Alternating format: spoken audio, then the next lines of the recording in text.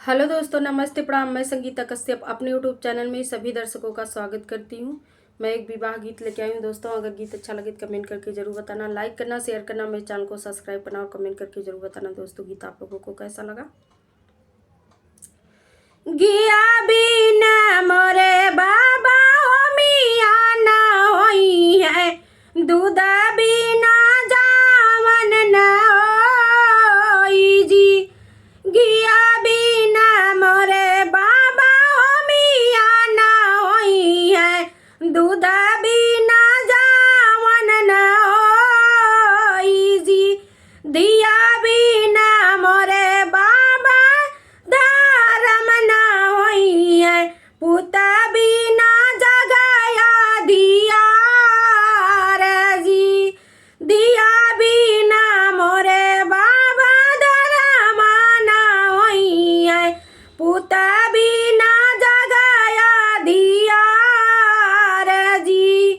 कावन ग्रहण बाबा नित उठी लागे, कावन ग्रहण लगे छठी मास जी। कावन ग्रहण बाबा नीति उठी लागे, कावन ग्रहण लगे छठी मास जी। कावन ग्रहण बाबा माड़ऊ माला गए, तब जाई उग्राही होई जी। कावन ग्रहण बाबा माड़ऊ माला गए, तब जाई उग्राही होई जी। चंद्र ग्रहण बेटी नीति उठी लागे, सूर्य ग्रहण छठी मास जी। चंद्र ग्रहण बेटी नीति उठी लागे, सूर्य ग्रहण छठी मास जी। दिया ग्रहण बेटी मंडप माला गए, तब जाई उग्राही होई जी।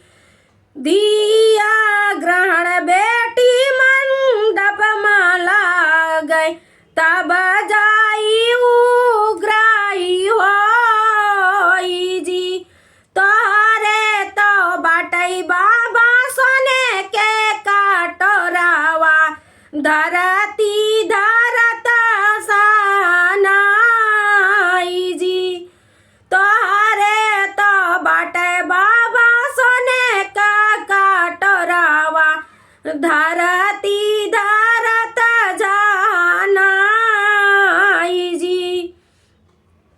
उहे काटोरा बाबा बेटी का दिया, तब जाई उग्राही होई जी।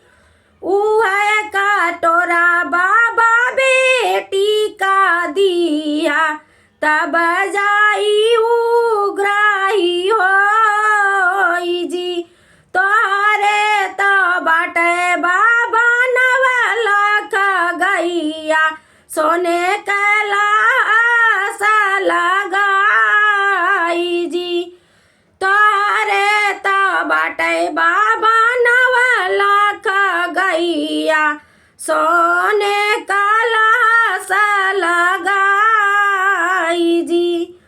उई गैया बाबा बेटी का दिया, संकल्प तब उग्राही होई जी।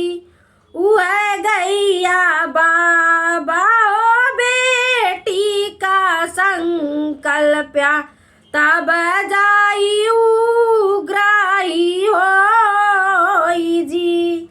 गिया बिना मोरे बाबा हो मिया ना होई है, दूध बिना जा